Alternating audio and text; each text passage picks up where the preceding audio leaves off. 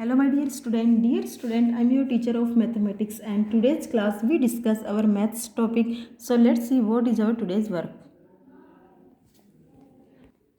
Dear student, अब तक हमने हमारी 5th एक्सरसाइज डिवीजन, ये एक्सरसाइज हमने जो हमारी लास्ट क्लास थी उसमें हमने इसके ऊपर डिस्कस किया था। ये हमारा लास्ट क्लास का टॉपिक रहा था जिसमें हमने एक्सरसाइज ए की 4 क्वेश्चन ए बी सी और डी, ये चारों क्वेश्चन अच्छे से कंप्लीट कर लिए थे और ये ही मैंने आपको एज ए वर्क दिया था। आज इसे ही आगे की एक्सरसाइज को हम कंटिन्यू करते हैं।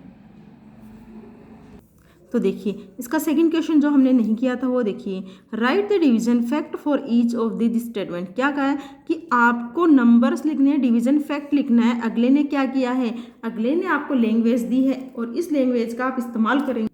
आपको लैंग्वेज दी गई, इस लैंग्वेज को अंडरस्टैंड करते हुए इनके लिए जो फैक्ट है वो हमें लिखने। तो देखिए, divide 18 balloons among 3 children, each child gate 6 balloon. आपको 18 बलून्स है, उनको 3 बच्चों के अंदर डिवाइड करना है और हर बच्चे के पास में 6 बैलून आने चाहिए। तो ये हमें आंसर भी मिल चुका है, हमें डिवाइडेंट, डिवाइजर, क्यूटेंट ये सारे हमें मिल चुके हैं। अब देखिए आपको कैसे करना है। तो यहाँ देखिए 18 बलून्स हैं, तो यहाँ मैं करके बता देती हूँ। 18 बलून्स है, ठीक है। कितने बच्चों में बांटने हैं, 3 चिल्ड्रन के 3। अब आंसर कितना होगा, 6। तो यहाँ ये आपका जो आंसर होगा वो इस प्रकार से होगा। समझ में आया आपको? आपको क्या करना है, जो आपके डिवाइडेंट, डिवाइजर और क्यूटेंट, इन तीनों को आपको अरेंज करना है। आपको तीनों, ये आपका क्या हो गया, ये आपका डिवाइडेंट हो गया, ये डिवाइजर और ये आपका क्यूटेंट। तो आपको इस प्रकार से इन क्वेश्चंस को अरेंज करना है।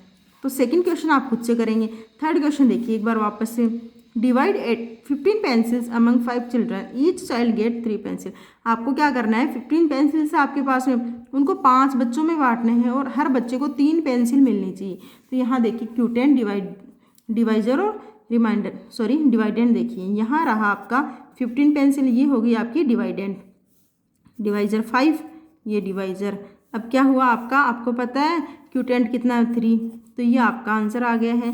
तो आपको इस प्रकार से आपके सारे क्वेश्चन, तो आपको क्वेश्चन ए बी सी और डी, ये क्वेश्चन ई भी आपको, इतने क्वेश्चन आज आपको नोटबुक में खुद से करने हैं। अब देखिए यहाँ हमारी एक्सरसाइज ए कंप्लीट हो चुकी है। अब शुरू करते हैं हम एक्सरसाइज बी।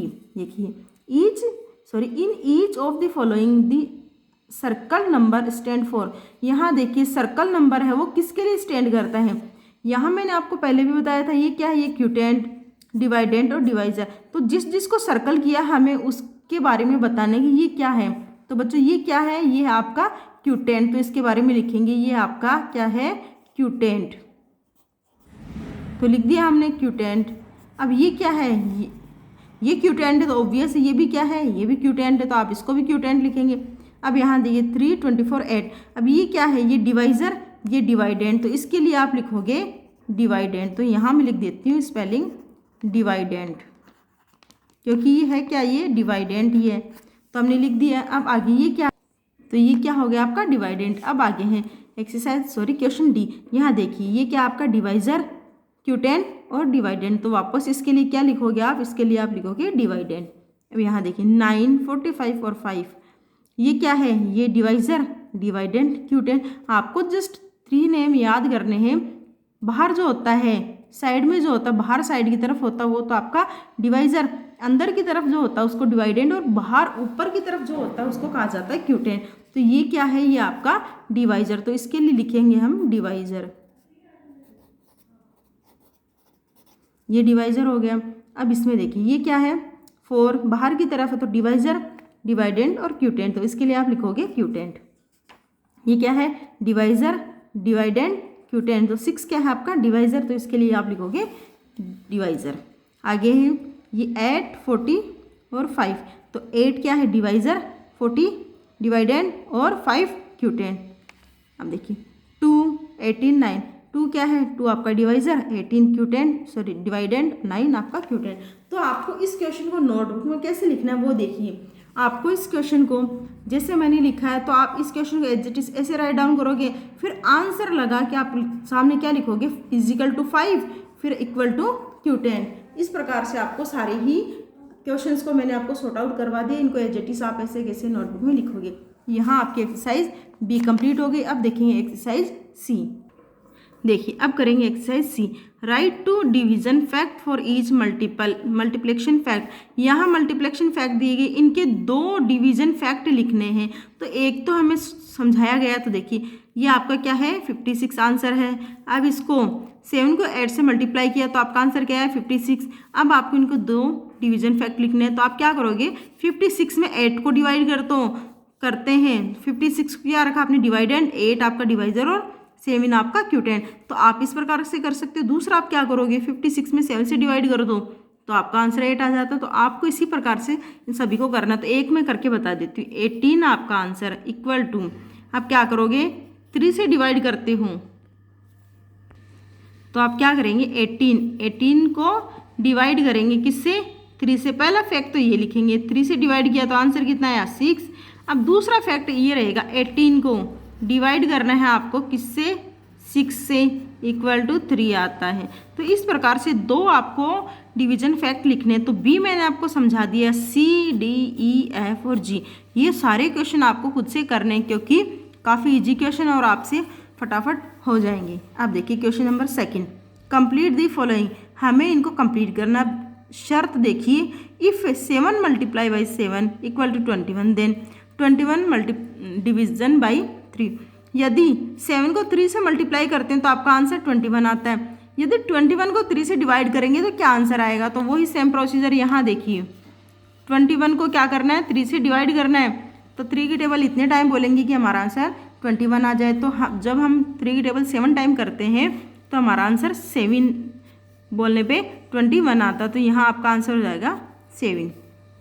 दूसरा आप खुद से करेंगे। थर्ड देख लीजिए, if 10 multiply by 6 then 60 is your answer, then 60 divide by 6।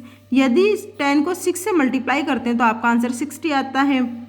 और यदि आपको 60 को 6 से डिवाइड करें तो आपका आंसर क्या आएगा वो बताना है आपको। तो 60 से 6 को डिवाइड किया, 6 की टेबल कितने टाइम बोलनी है हमें, 6 की टेबल हमें 10 टाइम बोलनी है, तो हमारा आंसर 60 आ जाता है। तो यहाँ आपका आंसर क्या आ जाता है 10।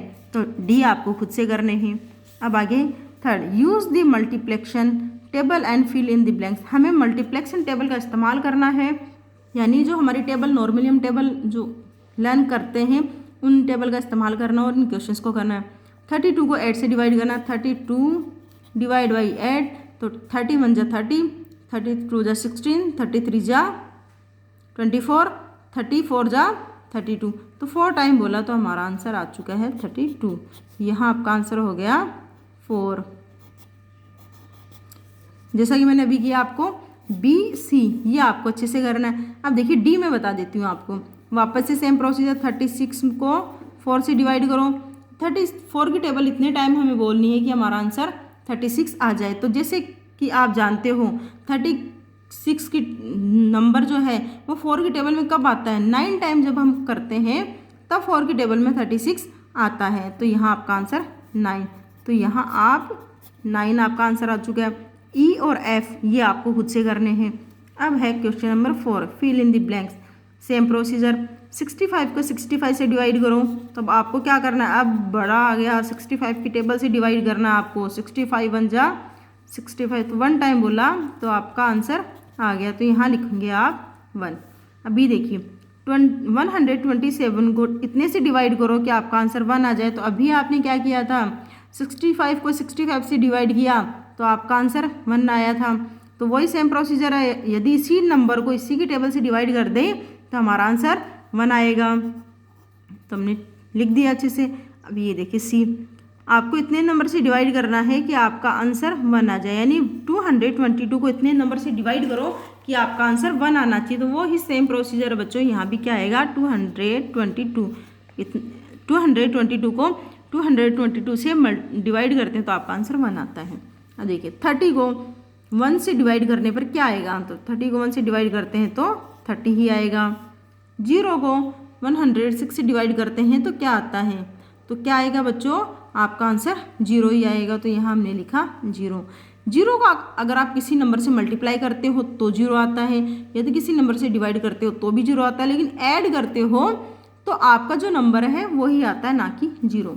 यहाँ देखिए एफ देखिए, 95 को इतने नंबर से डिवाइड करो कि आपका आंसर 0 आ जाए, तो यहाँ भी क्या होगा, आपका 0 ही होगा।